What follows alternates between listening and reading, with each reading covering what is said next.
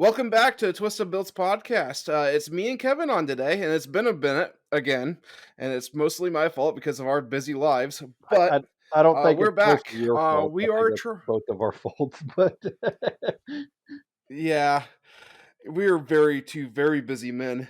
But I made a Facebook post a while back about the podcast and the fact that I want to bring it to at least a bi-monthly podcast. So we're gonna shoot for 2 times a month. Not going to guarantee that's happening. There's a lot of stuff going on, definitely with me personally. But we're going to try to do that. So, just to bring that up, as I said, we're going to try to get that done. I enjoy talking to you about all this fun gearhead stuff we talk about.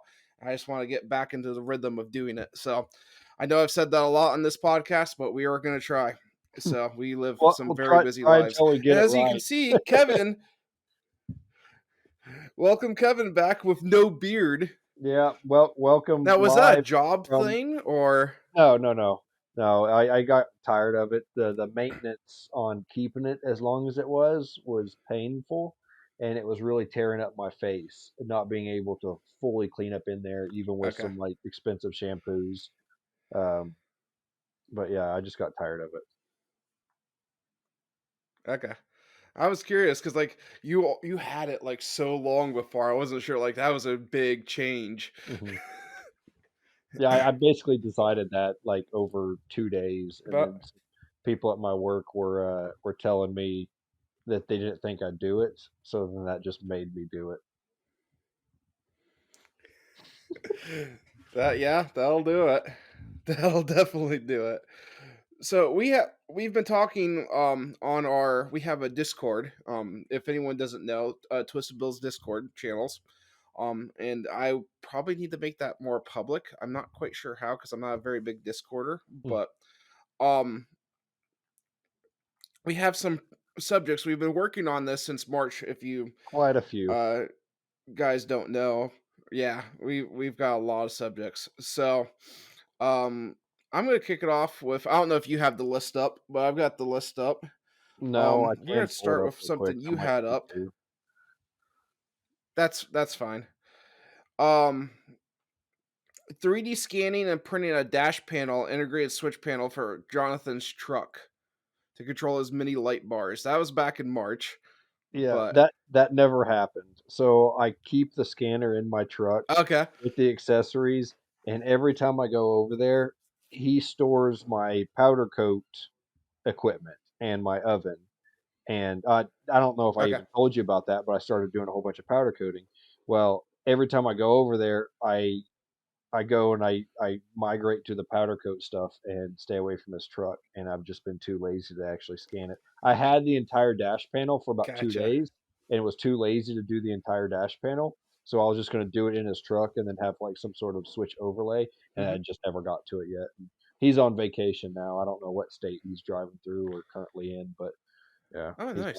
he's not even here with me. Oh, shout out to Jonathan, by the way, Mr. Cupcakes, he'll know what that Yes. means. Yeah, he texted me the other day just asking how things were. Mhm. Um, we're gonna keep going here. You had down again. We're reaching back, so if you don't remember, I understand because this is back from March 15th. HR 1435. Oh, man. You remember what that was? Some sort of automotive bill that was passing or may have passed or already passed. Yeah, this was a few months ago. Okay. Yeah, this is months ago. I can talk about killing off the simple dollar boost. Okay. Um, I actually have the original one. Hold on. This is the one that literally started the business. I don't know if you knew that I got my I hands have back one. on it. This is the one that I literally sent to Matt Happel because he sent me like what all started this was he sent me a bunch of Arduino stuff. He got a starter kit, and I already had Arduino stuff, but he sent me all his stuff. He's like, I want a simple dial boost. So I got the original one back. I found the guy, or the guy actually found me that bought the Colorado, Okay. and after we were just talking, he was talking about the boost controller, and it still works. I mean, it's in perfect working condition, But I was like, man, I will make you a dollar boost or simple dollar boost. Put whatever screens you want in it. Get out to you. I'll pay the return shipping. Like it's all free. I just want the original one back. The one that So started it that's what all. ended up That's gotta be a happening. shelf piece. Oh, it is. It's been a shelf piece. That's why I was sitting right here on my desk. But I actually I killed off the simple dollar boost probably about a month ago. There hasn't been a law call for it. Um I was working there's been a lot of stuff personally going on, which I'm not going to go into on the podcast, but I was full bore ahead and I still somewhat am on my dollar it'll be like dollar boost 2.0 or something, which the name's not final, but the what it's going to be is I'm working on getting injection molded housing, and it's going to fit. And it's going to have the same dimensions as a oil pressure gauge. So anywhere you put like an aftermarket oil pressure gauge, you will be able to fit this boost controller. It's still going to be open loop. It's going to have a knob right on the controller itself on the gauge panel. So you'll have the little OLED screen, the knob. It'll be a 4-wire hookup just like the simple dollar boost, but it's all going to be nice. Like I'm stepping up my game. I just want to bring out a higher quality product to the people. So I'm working on bringing it into, it'll probably be injected molded housing and like a round circuit board and everything inside there. But um, it should be easier to produce. B, it'll be easier to keep stock because a lot of the stuff for the simple dial boost because of the chip shortage was going like it was getting hard to find some of the original stuff I made, and I could have updated the design, but I wanted to move away from like the project box type deal and the 3D printed parts to a professional injection molded, nice clean product. Mhm. So that is coming to market. I've got most of the designs down. The housing, I'm gonna edit this, but I'm gonna cut this right here for a second. I actually might leave this in the podcast. Right here. I'm back. So it's not the cleanest print, but I've got a resin printer now. So a resin 3D printer. So I can get pretty close to injection mold like smoothness and quality Mhm. from it. I don't know if you can see that. Like there's Like, some like white residue left from it because it was like my second attempt. But the gauge, obviously, the screen will be there, knob will be there, and I can like on the YouTube video, I'll insert some photos of what the 3D renders are going to be. mhm. In a little box, I'll have a mount with a little, just like an oil pressure gauge. Mhm. So I don't Do have any kind of like pricing or anything yet, but it's coming. so you obviously have all that modeled up already? The whole thing. Okay, nice. Have you thought about maybe making a metal version? Or do you just think for production cost to keep them low and still a high quality Well, product you're working toward I that? wouldn't be against the metal version. As you said, it's cost. Mhm, So, but we would definitely could definitely run the numbers and see. mhm. N I've been in my work, uh, we've been doing a lot of stuff fixture heavy, and Okay. I've been learning so much about running giant pallets full of multiple parts at a time, and that wouldn't be too hard instead of just doing one and loading it in, taking it out, just to do like a whole table of like 100 or 150 at a time. Okay. We're definitely gonna have to talk about this Yeah. because that might be what we do. Because I could also powder coat the Mhm. housing. It'd be the most like durable boost controller out there. Because I was already planning on potting the. Indestructible, run it over, I wouldn't say indestructible, but feed it to because of your turbo. the OLED screen, like that's still gotta be visible. But I'll definitely send you over the file for this. Mhm, See, have you take a look at it, see if it's something that could be done.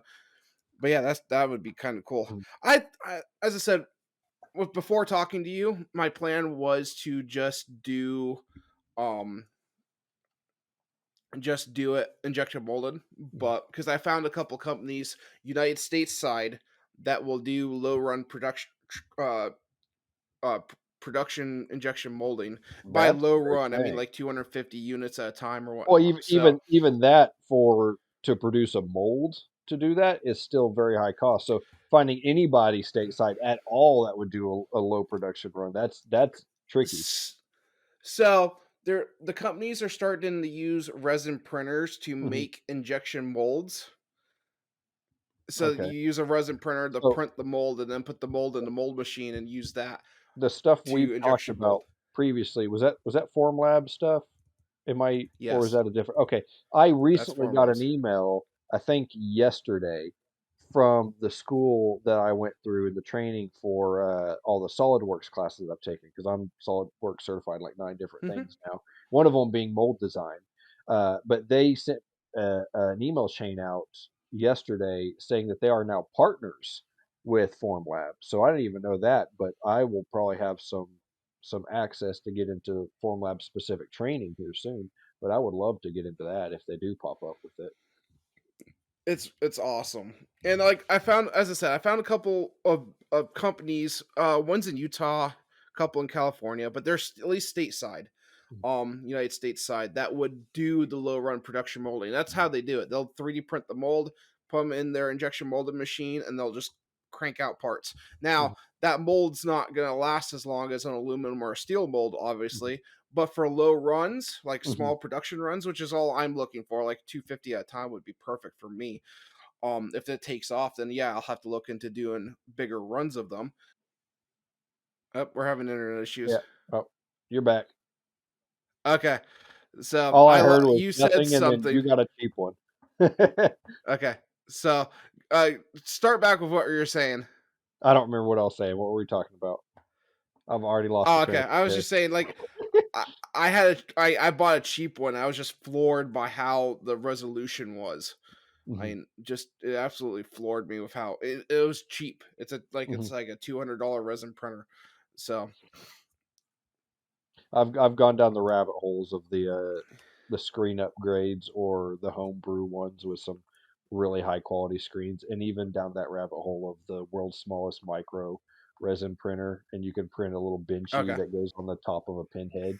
Like they have some crazy detail stuff. I can believe it. Like you learn so much, just like I had no idea how a resin printer even worked until I got one in my hands and started playing with it. And it's like it's my word that the tech is crazy. Now, mind you, for production runs, it makes no sense at all. Mhm, But for making molds or something of that sort, then it makes sense. mhm. Because like this little guy right here in my hands took almost 9 hours to print. Oh goodness. Yeah.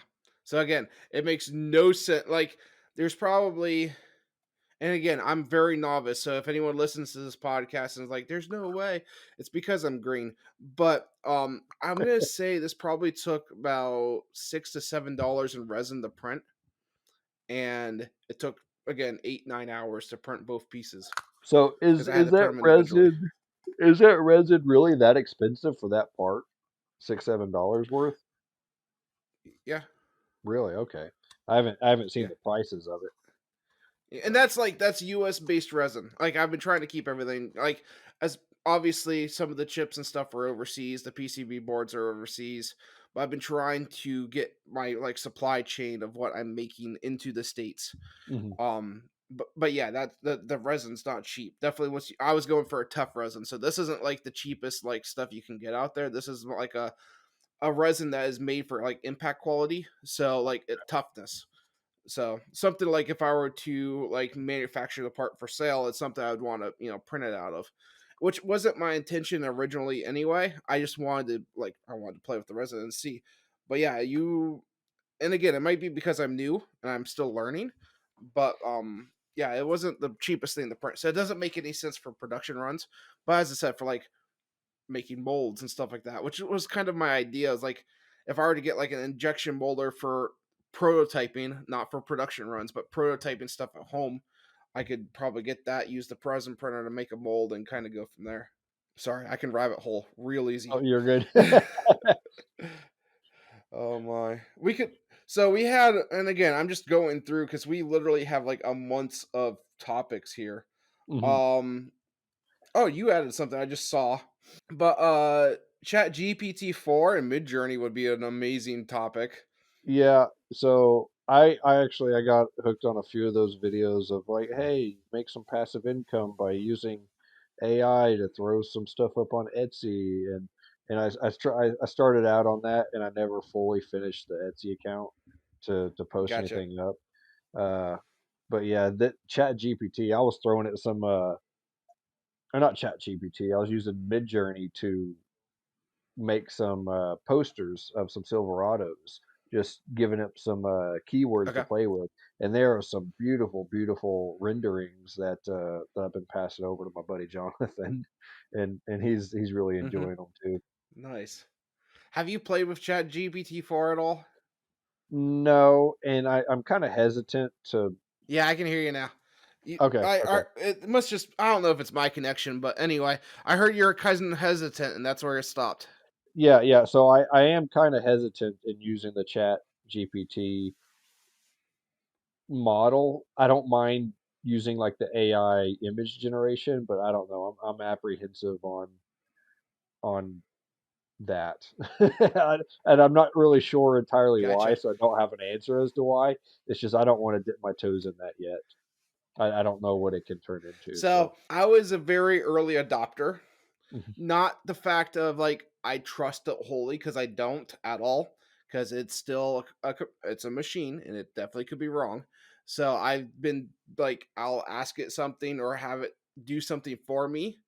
But where I was going with that was like I've asked it to do stuff for me. I've double checked its work, but the power that sucker has is incredible. So you've have we talked a lot about the Canvas stuff I've been filling with in my spare we time? we I think we've touched on it slightly. Okay. So, I have a very in-depth or I believe I have a very in-depth knowledge of how like the CAN bus 2.0 B standard works. Um because that's how most of the automotive stuff's in that standard until you get into the FD CAN network messaging. So FD, which a lot of people are going to think like formula drift or like that means anything. It's flexible data. So the data of the message isn't fixed. Like CAN point or 2.0B isn't normally an 8-bit message.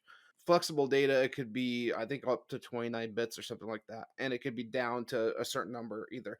I'm still learning it. I'm very green with the FD networks, but most of the modern vehicles are going FD. So I may have had, I logged in the Chat GPT and I'm like, okay, what chipsets would I need for FD communications? What kind of code would I need for FD communications? If I gave you a snippet of like a recording of an active car, and I know this message ID is this, can you interpret this data for me? And it's been darn near perfect almost every time, except for I've had it catch up on some of the chips. It would search the internet for me and look for like FD chips for making PCBs that work on the FD CAN bus network. The first couple were the 2.0B, which I knew from working with that standard. And I told it like, hey, you're wrong. That's CAN Mhm. 2.0B. And it'll apologize to you, which is kind of funny. And then it'll find the correct one. Uh-huh. And yeah, so you kind of it's like it's not 100% perfect. You have to guide it, Uh-huh. but it spits out working code. Mhm. Like you can just kind of give it, hey, like, think of it like Dream or Mid Journey for Mhm. code. Like, hey, I So kind of I want this, and give it somewhat an outline. I don't know really because from what I've seen, I mean, and it's probably because I'm not. We're on the fourth version right now, correct? I think, but from what I've Yes, seen, yes, for people trying to have it write code, there were so many issues from just computer code to G code for machining, and I mean that's just from my experience going it'll through what other straight up people write viruses at this have point if you give reported. it the right But question. Chat GPT-4, at least because I've been keeping up. We both probably watched like another podcast, which was the WAN network or the WAN show. I guess that's what it is from Linus Tech Tips, mhm. and like that's where I get a lot of my information. But I also I'll do some googling around and just playing with it. But if you feed it the right question to work around its safeguards, it'll write viruses for you that work. Oh well, I've Not that seen I've done I that. have I have seen not necessarily like easy, but how people have kind of beat it into submission to get around its Yes. safeguards, um, and saying and giving it so many, I guess you would call them so many double negatives in a row for what it needs to do. It Uh, gets confused and then just kind of goes and back just on. does it. Yeah. Yep. Yeah, and it's like I have obviously like I have no intentions of like like having it write viruses or anything for me. I was just using that as an example, but the automotive related code that thing can spit out is incredible. Now, mind Mhm, you, you have to go over it all to make sure it's not doing anything it's not supposed to, or it's gonna work. But it like it's starting to teach I'm using it to learn Python. I haven't learned Python in the longest time. And you could mhm. literally have it train you how to code things. Double Okay. check against Google and everything like that, but you can use it as a training resource. Okay. Well, I can definitely see it being useful in that sense. Sorry, I got my laptop on my lap, so the You're camera's fine. all over the place. But I don't know. I had a train of thought, and then I lost it there. I you ever heard of what is it called? The basilisk? Is that what it's called? Like the Yes, the creature? basilisk theory. Yeah, that's what I'm like kind of looking at AI, and I'm like, I Chat don't know if I GPT want to, 4. yeah, dip Because my toes into that, that it being yeah, Skynet. because even like the creators of it are now starting to get scared, which Mhm. is hysterical. Well, it's Which been you've heard the story of I it agree. tricking the people, where Yes. one of the trainers giving it money and it worked around, the the the cash, or what do you call that? The CAPTCHA. captcha, CAPTCHA. yeah. It worked around a CAPTCHA. Yep, Yep. yep, Yeah, so it hired a person off TaskRabbit. TaskRabbit's a website you can go to do simple tasks off photos to do text, like photos to text that some supercomputers can't quite do yet. So it's like you make pennies per time or whatever.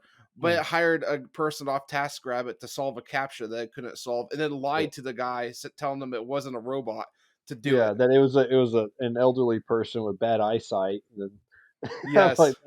that's what kinda scares me, even if it's not like, or even if it never is some sort of like quote unquote consciousness, I don't want Hmm. something trained that can lie without any internal moral battles going on. Like that scares the Yeah. crap out of me. It just has an end goal and it's going to get to that end goal no matter what. That's why I'm kind of like wanting to stay away from it a bit. Yeah, I hear you there. And it's like again, I'm using it just as a tool, and it Mhm. could definitely go way too far. But Yeah.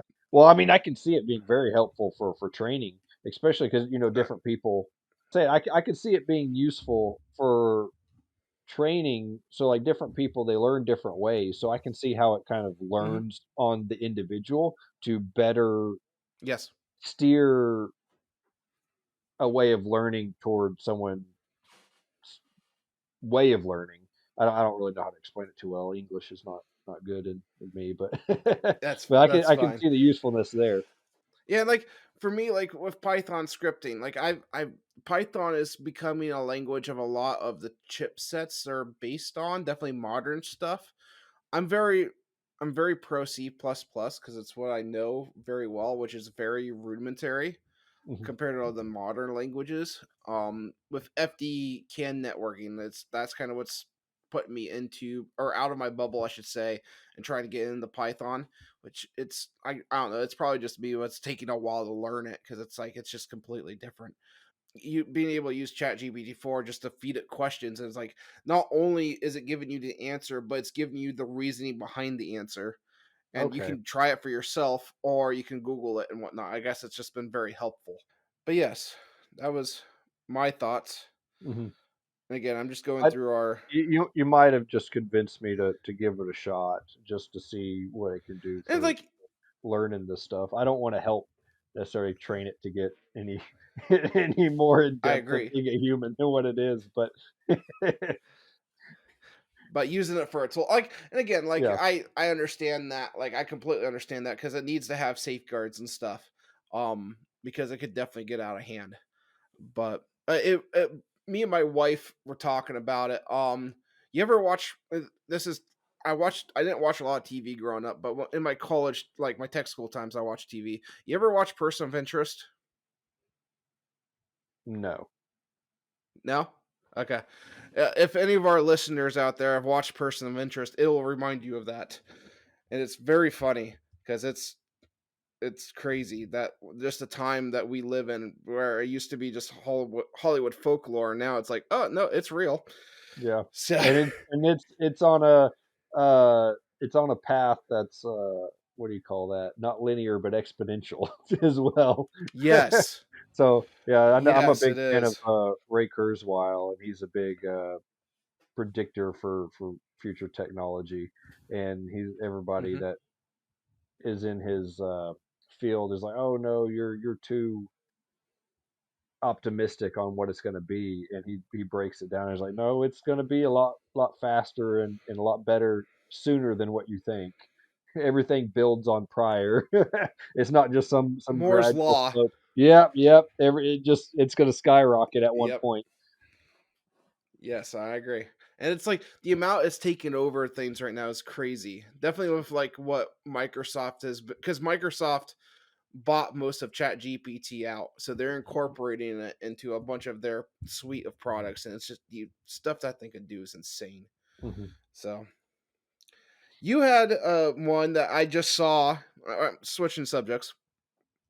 New three-axle gooseneck project. Yes. Yes. Okay, So tell me more. I got a lathe from a lady, and it turns out her husband was an oil field mechanic, an oil field machinist for a number of years. He passed away a few years ago. She's cleaning out all of his junk, and apparently he took home everything from his work that they allowed him to take home that wasn't bolted down. So Okay, I initially got to this lady because she had an old LeBlanc lathe that's about double the size of my current lathe. Um, for sale super, super, super cheap.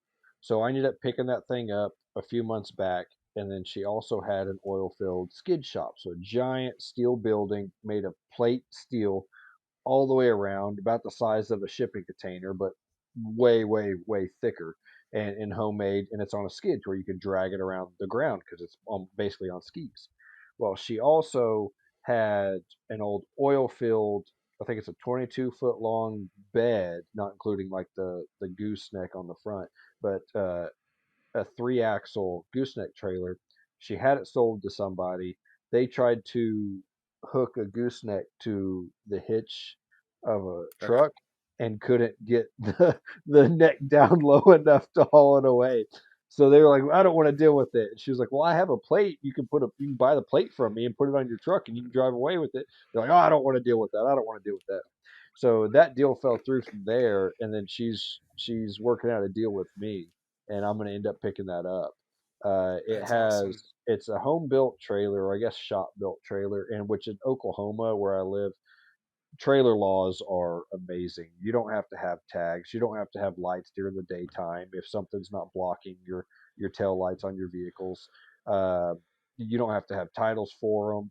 You can build them from home, and even if you want a title for it, you just go up to the DMV. And I think last one that I claimed was built, I paid like $6 or $7 to get a title for a quote unquote home built trailer. Like Oklahoma laws are amazing. That's why I live in the state, That's crazy. but it was built out of some thick, like 3-inch oil filled pipe, and it's like Okay, bracing, triangular bracing everywhere.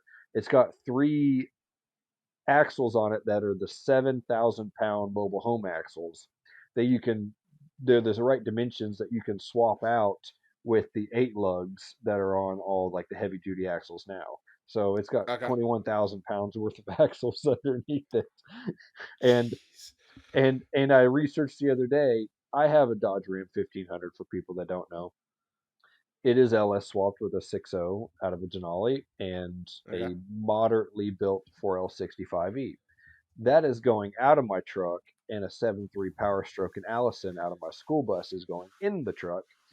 okay. And they currently make 6 different versions of the hitches for my 1500 that I'm going to put on and haul a gooseneck around with the Dodge Ram 1500 with a Power Stroke engine.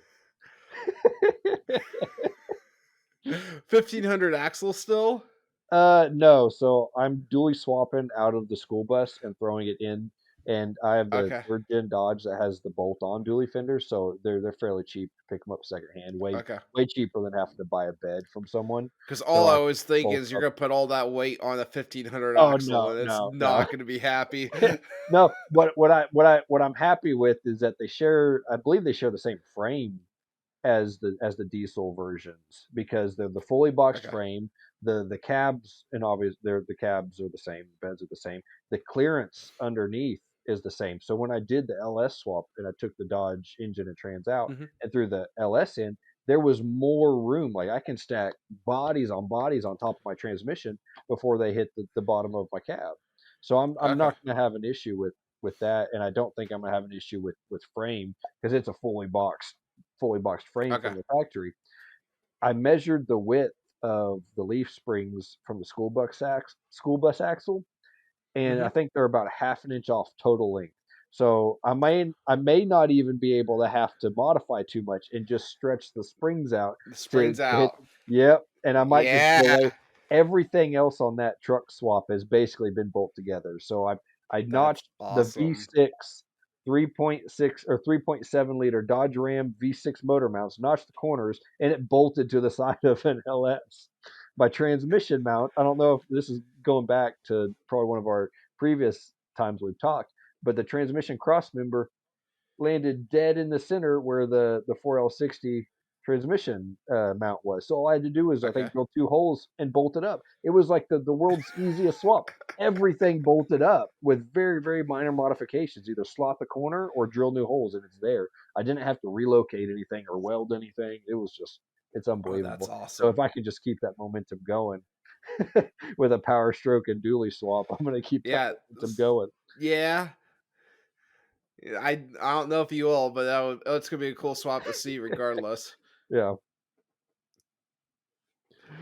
Yeah, because that 7.3 is definitely a lot larger. Mhm. I haven't worked on a lot of 7.3s, honestly. It's That was the that was like out before my time. this is I think the first gen Power Stroke, is that what they called it? Because the other ones were like the IDI. They had a different name, I think. But this isn't like an IDI. Yeah. It's the electronic version, unfortunately. But it was like the first generation of Okay. the electronics and stuff, and very easily modifiable. And to kind of go full circle with that, last weekend I ended up picking up a waste motor oil, waste vegetable oil filtration system from a guy a few towns over Okay. that used to run waste motor oil and make his own black diesel and ran that in his hot shot trucking business for 7 years. And his wife got tired of seeing Okay. all the stuff in the garage, so I picked that up. So I'm going to be running that truck off of some black diesel that I make myself. It's just going to be awesome. I can't wait till all Nice. that's done. So That it's is one of those awesome. older engines that it's got the looser tolerance in the injector, so it doesn't mind getting fed used motor oil or The transmission fluid. You Yep. filter it down enough. Yep. Yeah, that'll definitely take it. Because definitely the new motors that are like the low sulfur diesel Mhm. stuff, they just will not take Well, that kind any of anything newer, they fuel. got optical sensors on the fuel lines as well. If it can't physically see through the fuel, it won't let you run. I didn't know if you knew That's about that. Yeah. I don't know.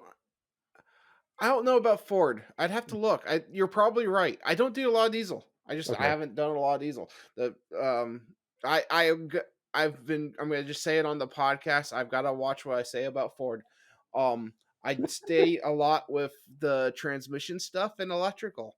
We're gonna leave it at that. Mhm. A lot of transmission stuff. A lot of Uh, transmission stuff. well, But yeah, just leave it at yeah. that. We're gonna leave it at that. Have you worked on the Camaro or anything at all? Oh, no, I need to. I've been doing a lot of I was just work curious. on my land, and that has taken up every weekend Hmm. since it has not been frozen. I And this entire weekend, because I'm at my grandma's right now, she helped me watch my kids on Friday. Mhm. So I'm in a different town, hour and a half, 2 hours away from where I live tonight. But all this weekend, I borrowing my neighbor's skid steer with a big old grappler on the front, and I'm cleaning up the mess the previous landowner left me when he bulldozed half the trees into piles and just piled sand on top of it. So I'm cleaning up so much of that mess and Jeez. burning it. I know, you know that I caught my land on fire a few weeks ago. I think that was Yes. on Chris or not Chris, on was it on Easter or the day before Easter? It was Easter Easter. weekend. Yes. Yeah, it was, Yes. not fun. There was a brush pile. We called, me and my neighbor were both burning. I'll tell you the whole story. We're burning some brush. Um, we called the fire department. They gave us their blessing. There was no burn ban. The wind was like Mhm. 0 to 4 mile per hour for the day. I was like, oh, this is perfect. Well, apparently everything was still dry. Everything now is just completely soaked with water from all the rain we've had, and all the leaves are green. Well, it was not that whenever I started the fire, and it was massive. And you've seen the picture. That entire Yes. ash pit was a mountain of tree brush, and all that went up immediately, and it started spreading, and it hopped almost 100 yards over a sand pit where the shop pad is with nothing in between it, and it hopped like just 20, 30 feet from my neighbor's property and started a big fire there. And I was running around like a madman Oh. with my chainsaw, cutting down cedar trees, and they are Mhm. plenty around my land. And if one of those cedar trees goes up, say bye bye to everybody's trees. Because if one of Oh, those, they're jeez. a candle, and they're just gonna keep jumping left and right. But, we got it Uh, under control as the fire department showed up. They were like, "Well, you got it under control. Do you want us to put it out for you? It's under control now." I was like, "Well, it's under control, so probably no. I wanna keep burning the brush. The big part's already on fire and already ash now." I had 2 trees on the oh. property that ended up catching fire that were hollow, so they were just stovepiping. It Oh. was yeah, and then so they're like I was like, "Do you have a chainsaw?" Because they showed up in a pickup truck, and they're like, "Yeah, we got a chainsaw." Uh, they cut down those 2 trees that were just completely hollow. I don't know what sort of infestation they have, but I'm glad I found that out so I can prepare when my house gets built, that it's not gonna Yeah. be termited or something else. But, yeah, that's the story there. Oh, jeez. Yeah. Yeah, I saw the photos. I'm like, "Oh," like, I was so like, I was glad to hear that it wasn't like, it was bad, It but was then it But it was 45 minutes of straight terror. That's I'm out of shape, and I'm not really out of shape, but you don't realize how out of shape you are until you're fighting a fire for about 45 minutes straight. You have 900 feet in one direction of garden hose because we don't have just spigots everywhere. Everybody's got like 5 or 10 acres. Yep. So we ran 900 feet of hoses, and we were running out of that. And we had multiple offshoots. It was you don't realize how out of shape you are until you try to do that. Yeah. I can only imagine. We don't have that issue around here, but Uh, I can only imagine. mhm. That's crazy. But it's good to hear that like it was under you got it under control and everything and Yeah. didn't What completely started engulf your that? There was land. a topic we were discussing. And I went on a tangent there. I don't remember what we were talking about I that was led talking to that. about like me being busy with Ford and stuff. Oh yeah. Um Oh, and my I've weekends got getting the taken up. Yeah, yeah. That's how it went. yep. Okay. Yep. Yeah, I um I've got, as I said before the podcast, I'm not gonna say much on the podcast, but I've got some family stuff going on that's just been tying me up, and that's why I haven't gotten a lot of business stuff done.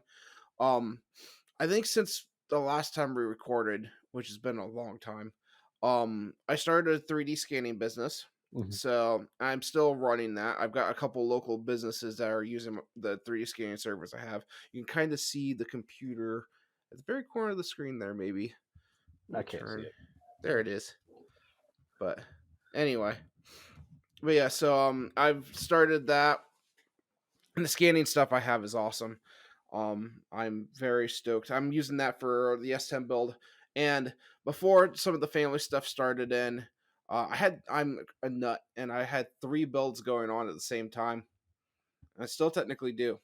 So I've got about the S10. The Yep. Firebird's making a comeback. Okay. The It's fire been a while for that one too. Yeah, the Firebird's got a new to it engine in it. With a LS1 stock cam. I'm pretty much going to put it back together, and this go round, I'm going to actually run it off of P56, I think P59, whatever the factory ECU. That's not PO1. I think it's P59. It's P59. Yeah. Yeah. Okay. So I'm gonna be running on that with ethanol and everything because it's gonna or Yep. flex fuel because it's gonna be ethanol powered Yeah, still. But I'm that's gonna a do good that. ECU that does the I think you could do it with the PO1 as well. It's just restricted on what you can do for boost with it, or I can't remember the details, but yeah, the P59 is definitely the good one for ethanol. Yeah. And it'll do automatic control because I got the full AD in there, which I had wired up full manual for the longest time. But I just because I was told at the drag strip to slow it down or put safety equipment in because it has no safety equipment in the car. Uh it's just gonna I hurt the last motor that was in it. I spun the number one rod bearing. Which I'm sure I know why. Like I shortened the oil pan. I think I didn't leave enough gap between the oil pan and the pickup, so I probably starved it when I spun it up to 7,000 RPM under Uh, load. Yeah, so I spun number one rod bearing. So I put a Gen 3 5.3 in it, so it's like I can't hit it with a pile of power. But I'm going to pretty much just make it a burnout and ice cream car, just to have nice. fun with it. It's going to do a lot of burnouts. So because like I want to get it going just to enjoy it for the summer and work on the S10 and the Silverado at the same time. You haven't heard about Silverado, I don't think. You I know don't. about the S10. So Yeah, the S10 front suspension, I got to do the steering and sway bar and the front suspension is completely done.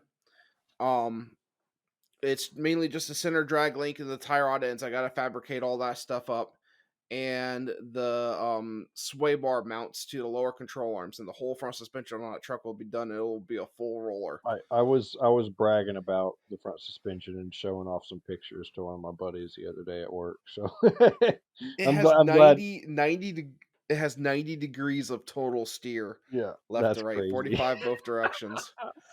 Oh man. So, because again, it has I think to the point where the tires actually touch, it's like 93 degrees of steering. So if I stop it where it doesn't touch, it's 90 degrees of total steering, 45 both directions. Mhm. So That's now, in nasty. saying that, there's a lot of pro drifters that get 80 degrees one way out of them. I didn't do that, but I set the truck up to where if I want to run the wider, if I want to run a wider stance in the front, I could always just make longer control arms and I could easily get that steering out of it. Mhm, So the way I got it set up right now, it all will fit underneath the factory fenders and everything. It's gonna be the mhm. factory width. So factory width with 45 degrees of steering each way. So That's nasty. yeah, I'm excited. So that's I think I told you about the power plant on that too. It's got a 6.2. Mhm, I'm putting a 78 75 in it. mhm. NV for 3500. It's got an 8.8 in it. Do you already Like the have your steer turbo bot or Yeah, turbo's here. okay. Um I may switch it up a little bit. Why? What were you thinking? Well, I was Should I just go letting you different? no, no, no, no, what I was letting you know is that Cletus has that deal going on. You get a I keychain, you know. get entered. There's so many turbos, I thought about emptying a paycheck every day trying to see if I could buy a turbo for a keychain price or something. I was like, I ain't gonna do that though." I'm Yeah. lucky, but I'm not that lucky.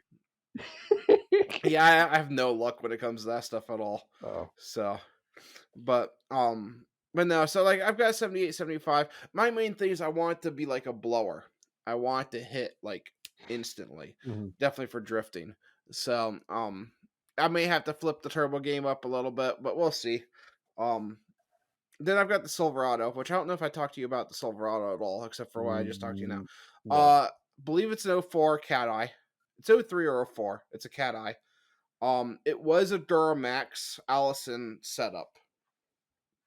So one of my buddies, be two No, years ago. What? you did tell me that you ended up yeah, never mind. I don't I think I know the made it. story I don't think now. I It's made it been a while. public.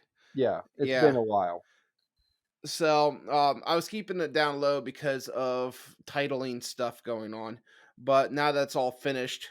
At least the title work stuff is. I my buddy been Roman Akmov had I think it's an '04 Silverado. He ended up passing away in a motorcycle accident, and I went to the garage to help his family clean up from he had a functioning, well-known functioning auto repair shop, an independent automotive repair shop, and I helped the family kind of shut that down and take care of like the equipment and stuff like that. And this truck was gutted. He was in the middle of building it. He was doing, I want to say he was shooting for 4 digits out of the Duramax. So he Oh had the engine man. at a machine shop.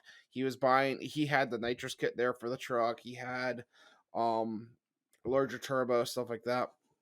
But as I said, he passed away unexpectedly from a pretty bad motorcycle accident. And so I helped his family kind of take care of things, and the got the truck put back on wheels and everything because it was just gutted. And the shop he was in, he didn't own; he was renting it, so we had to get the shop cleaned out. And long story short, they ended up giving me the truck as a thank you. Plus, they knew like I wanted to keep the truck. At least if it wasn't me, it would be me or a couple of his friends because we knew him from that truck. That's like Mhm. how we all met. So, so yeah, I got the truck, and it took a while because the title work ended up not ending up correctly. So it took a while, but I got the title work all finished up. Mhm. So uh, I don't have the money to put a Duramax in it. Plus, I'm not a diesel guy. If you haven't figured that out, so Neither am I. I bought I'm jumping into it. yeah, I bought a 6 liter LS from a junkyard. It was a no full crank over special. So I got it would rotate about 3/4 of the way, and that was it. I'm like, sure, I'll spend $500 on that. That sounds like a good buy. So I Oh, I bought that, and I bought a $300 foil 80E. That was like a complete core that I can rebuild. So $800 of the drivetrain so far. Took the motor apart, found out it's a reman GM motor, and the um the remanufacturer those whenever you remanufacture LS heads, they can drop the valve seat real easy. That's mhm. what happened on this one. It dropped the valve seat, Oh, dropped the valve hit the piston. Thankfully, the wall is okay. It needs a rod and a piston and just rebuilt. I need another set of heads, which I've got. I'm gonna put 863 heads on it to just bump the compression up to a stupid high number. Um, and just run it. So those are that's the the plan for that truck. same CC chambers as the 706s, right? Yes. Okay. Yeah, I was like, the 706 is what I have on my 60 right now to bump the compression up, but Yeah. So it works good. yeah, it works good. I that you don't really need the smaller valves if you're kinda going NA or even with a little bit of boost there unless you're making some high numbers, you don't really need the bigger valves from the other heads, and you Yeah, get and more that's power out of that compression boost. because it cuts a lot of CC out of the chamber. Like It they're a does quite a smaller bit, yep, chamber. yep. So, but yeah, so this engine's 40 over as well. So, from whenever GM remanufactured the motor. So Wow, I gotta wow. get a piston. 40 over from 1 reman? Yeah, That's big. I don't Wow, know. yeah. I don't know. Maybe it was the second reman through the motor. I have no idea. But it's definitely 40 over. It's 4040 bore. Mhm, So, yeah, I'm gonna get a piston for it, rods, and just a rebuild kit. And that truck will be going together. Another factory PCM build, and then I've got an MS3 for the S10. So, mhm. You're like but me, I got so many parts laying around, and they're all, like, new or in the box, and I just have not got a complete project done yet with any of it. The, I got a tuning cable for my Enduro. I got one of those $3,000 Chinese dirt bike, street legal dirt okay. bikes, one of those Hawk 250s, and I rode that back and forth to save on gas when I was going to trade school a few years ago, Hmm. and it saved me a lot of money in gas, almost 80 miles to the gallon out of that little, not even really 250. I think it's like a 239 or 229 or something like that. Well, I've Okay. been wanting to put a turbo on it forever because it cranks out and I have it geared and it maxes out at like 71, 72 on the highway with a tailwind, and that's full wrap, and and you're getting passed on I-35 by people doing 90, and it's sketchy. So I kind of want to keep up with traffic. So a while ago, I got a VZ 21 millimeter turbo, Amazon special, and that's going on it. And I got the tuning cables in the other day, so it uses a Delphi Nice. MT05 ECU, believe it Okay. or not, in that Chinese little dirt bike, and I can't wait till that thing's getting some work done on it. But I have all the parts and the cables came in. It's just I haven't done anything with it yet. And same with the Nice. Camaro. I got engines laying around, and I got brand new water meth kit, and then I had some turbos, and then those went away, and then yeah, I don't. It's just I got new parts, but nothing to come together yet. Yeah. It's I mean, I do it a lot of like the build stuff just because it's fun. It's like it's my hobby. Even though Mhm, my day job is wrenching, mhm, I still enjoy just the wrenching at home on stuff. Just on my time, my kind of deal. And mhm. I don't know, it's just relaxing, kind of, Yeah, I guess. I I'm can't probably wait messed up in till the head, but yeah. the no, no, you're definitely not. I can't wait till a lot of the labor that's needed to get my land together is finished off, because once I get that oil field skid shop out to my property, it's getting a lean-to on the side of it, and then it's going to be large enough to fit a car underneath it with some jack stands, and then I'll really actually be able to start doing some work. But like Heck when yeah. I have 10 acres that have brush piles littered here and littered there and littered there and littered there, and they're all Gotta piled get into everything cleaned sand. up. I got to pull all that out, separate it out, smooth the land back out.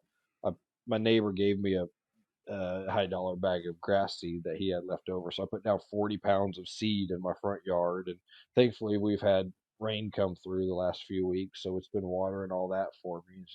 It's too much. I've been picking up trailer loads of old telephone poles and lining my Okay. driveway with those for when I bring in the gravel. The gravel doesn't go into the sand and just kind of disperse. And Hmm. just every time I look at it, I find 10 more things to do out there, and I never have time for my fun hobby.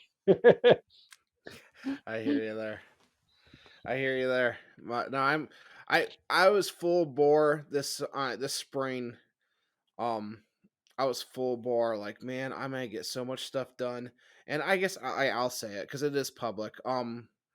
My father got diagnosed in April with stage 4 lung cancer. So uh, because of that, I've been with my family for obvious reasons, helping them out. So if anyone asks about like the S10 build or the Firebird or whatever and why it's taking so long, it's already been taking long. That's added to the timeline, obviously. But Mhm, um I was full like before that, like before the news of my dad came down, like I was like boom, boom, boom, boom, boom. It was S10, Firebird, Silver, like S10 one weekend, Firebird the next weekend, Silverado parts or like engine and trans came in, more S10 work, more Firebird work, and it just like I was just rolling through, along with the like the simple dial boost stuff mhm. or the new version of the dial boost and stuff like that. Because You I've were also been you were a working. machine for a while. There was like you were updating me on everything. I'm like, "How are you getting all that done?" Yeah, not sleeping. Lots of Black Mhm. Rifle coffee and no sleep. Uh-huh. Uh, but yeah, no, I was getting a lot done, and then that happened and kind of put a stop to a lot of it. But it's gonna come back. It's just for obvious reasons. I gotta be family comes first. But um, but yeah, no, I'm also like I think you and I have talked. We were talking earlier about the CAN bus stuff. I am working on bringing a CAN bus. I haven't figured out a name for it yet, but it's kind of like a CAN bus sniffer to market, just because I want to mess with people Should name it and can of worms. allowing. Oh, Can of worms. imagine. Oh, like we're gonna like if people if you've listened to the 55-minute mark of this podcast or wherever we're at right now, like here's a knowledge bomb for you. Like the amount of stuff you can mess with on a new vehicle and make work that would make a lot of people mad. My whole idea here is to make it to where I'm gonna dumb down the knowledge to where literally anyone can watch a training video, grab my equipment. I'm gonna try to make budget friendly. Like, mind you, for the equipment I'm going to be releasing, I'm guessing it's going to be in the $500 to $700 range. Mhm. But that For equipment somebody plus in the training, automotive hobby, that's not really stretching the wallet that's too not much. that much, Yeah. right? And you could take like a 22 or a 23 car, do all kinds of stuff to it, and make it work like it's factory stock, Mhm, and give that information to the masses mhm. just to mess with people. I'll do it. Open it up and open source that stuff a little bit. Yeah.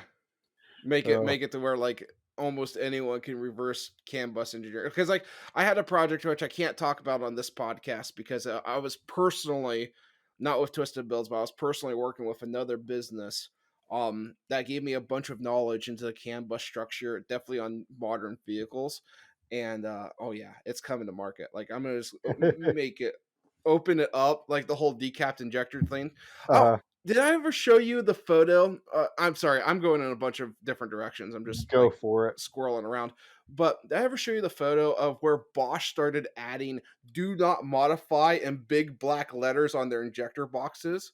I will Uh-uh. have to send that to you. Oh, that's It's funny. That's literally just gonna like make me they do it have the more. part number, and right underneath it's like "Do not modify." It's like, "You've gotta be kidding me."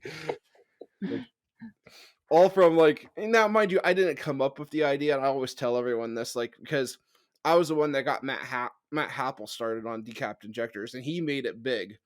But I was the one that started him on it, and what started me on is, like, I was dirt poor at the time. I needed to get more flow of an injector to feed my Firebird engine, and, like, I couldn't afford a set of injectors. I'm like, "I wonder if I decap them." And I started looking around online, and Subaru guys, the Subaru guys are who started it, that I know of, because those older engines had, like, a side feed fuel injector that was dumb to get. Like, the aftermarket ones are so expensive, isn't crazy, so they would decap their injectors, and that's where I got the idea from. Mhm. And just to see the snowball effect of, like, I did it on, I was probably the first one to do it for an LS injector, and then Matt Happel takes over my research and just makes it, you know Yeah. worldwide Well, known he at that he had point. a lot of And audience now too, so Bosch is doing it. the moment he started doing it, it really It just snowballed. blew up. Yeah, yeah. Yeah. I was actually showing my I was sh again, I am squirreling, but I was showing my coworker the other day. I'm like, because we were talking about, "Oh, yeah, I decapped injectors." I'm like, "Oh, yeah, here's a video of Matt Happel shouting me out, like, I got this information from Dale." Like, "Yeah." I'm that guy, you But know? I'm that guy. But do the same thing for CAN bus reverse engineering modern cars because of, Mhm, we'll say overreach, mhm. and end it there. So, Yeah, yeah, I know where you're going yeah. with that, and I could go on a Yeah. tangent I as well. Yeah.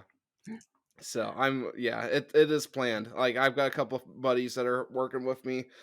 Sky Schmidt, if you're listening to this, you're the one of them for sure. He helped me with a lot of stuff on the initial run of my little prototype box I was using to reverse engineer stuff. So he's gonna be coming on board with a lot of the CAN bus stuff. Mhm. So, but yeah, so I know I tangent. I don't even remember where I started with that, but anyway, that's a future Well, product. But yeah, well, that's what we do. We just go and branch off and then branch off a branch. yeah. But yes, so I guess to wrap it up, as I said, we're gonna try it. A lot of it's both our schedules lining up, and there may be times where we all three are having a guest on. Which, if you have any ideas for guests, we can do, like, I'm Mhm, making this public, I guess. But yeah, we're using Zencaster to record the podcast. So if any of our guests want to come on remotely, like the way me and Kevin do it, just reach out. The Facebook group, reach out to either of us. You can reach out on the Facebook group or message me. I'm on Facebook. You would have to. Are you on any social and I'm platform? Instagram, and that's it. I don't do the Okay, Facebook or Twitter, and Instagram's purely for the memes, and Jonathan can attest to that because if our chat got leaked, we'd be in trouble with the memes back and forth. But gotcha. that's the only reason I'm on Instagram. But I can be reached on Instagram. So Navy Burnout, right? Na Or Navy blue burnout. Blue Burnout. Okay. I'm Delphol at 18 on Instagram, and I also have the Twisted Builds LLC Instagram as well. Or reach out to Facebook or email me, Dale at twistedbuilds.com. Um, or reach out to Kevin, and we'll get you on the show if you're interested in being a guest. As I said, we're going to try to do this bi monthly.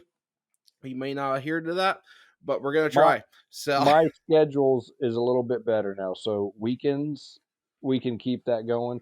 We had some very big projects at work that was requiring me to put in a lot of yes, hours. So I that saw some of thankfully that, has been out the which is door. insane. Yes, yeah, oh, I don't think you've seen the video, right? That the most recent one, the big old spool with all the teeth spinning. So Yes. I don't wanna put too much out there, but we might have some sort of or we're trying to talk the boss man into doing some sort of promo car eating video of some machinery. Oh, jeez, that would be Yeah, awesome. Just pure destruction. That yeah, always yeah. goes over well. Yeah. Have one big machine eat another machine. Yeah, those that would promote very, very well, just because, like, we've saw it from the social experiment of, oh, gosh darn it, the YouTube channel, he breaks everything. Diesel guy. Oh, Whistling Diesel. Thank you. Yeah, yeah. I liked his, most Like, recent Ferrari video, and I'm waiting to see what happens with Ferrari's lawyers on that one, but but again, that's like the whole social experiment to see him come from pretty much nothing. He starts destroying a bunch of stuff, and now he's like very, very rich and famous when I or first infamous. watched his stuff, I was so mad at him, and I was one of those haters, and the more I watched, the more I'm like, "This is absolutely hilarious." You know what? I'll kick the door of Exactly. my truck. It's just a truck. Like, it's just oh, that whole demeanor's changed on me, and you see him getting kicked out of all these Facebook pages from these old people in their car communities, and Yep. yeah, I love Whistling Diesel. Yeah. So, but yeah. So as I said, like the the piece of machinery eating another piece of machinery would be a Yeah, good promotional video for your guys' shop. mhm. But all right, I think we're gonna be done for this podcast. Sounds good. It's been awesome. It's been Yeah, awesome to catch up, and I am looking forward to doing this. I'm going to, gosh darn it, I will make sure that this happens. Like, mhm. I know a lot of it's been on me, but I am making it D a point. it I can don't plan to blame have yourself you like hold me that too, accountable. because there were plenty of times where you were available and then I thought I was, and then last minute I couldn't do it. So don't blame all Yeah. that on you. It's just So mutual. any of our listeners that made it this far, we are going to be actively trying to do this. So I want to grow the podcast, get our name out there, and just this is fun. This is just a Mhm. good time. So all right, thank you all for listening and watching, and we're gonna catch you on the next episode. Thanks, guys and Have a gals. good one. Bye. Bye.